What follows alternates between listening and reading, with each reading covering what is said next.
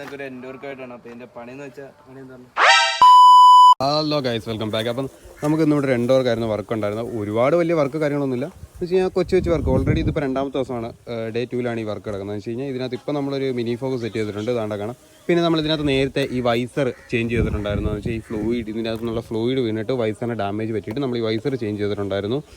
പിന്നെ നമ്മൾ ഇതിനകത്ത് വലുതായിട്ടൊന്നും ചെയ്തിട്ടില്ല. എന്ന് വെച്ചാൽ 2 മിനി ഫോഗ് വെച്ചിട്ടുണ്ട്. അത് നമ്മൾ നമ്മളുടേതായ ടിപ്പിക്കൽ രീതിയിൽ തന്നെ വയറിങ്ങോ കാര്യങ്ങളോ ഒന്നും കട്ട് ചെയ്യാതെ ഡയറക്റ്റ് സൂട്ട് എന്നുള്ള രീതിയിൽ ചെയ്തെടുത്തേക്കുന്നത്. വണ്ടിയുടെ വാറണ്ടിക്കോ യാതൊരു ഡാമേജ് വന്നില്ല. കസ്റ്റമർ നിൽക്കുമ്പോഴാണ് നമ്മൾ സെറ്റ് ചെയ്യുന്നത്.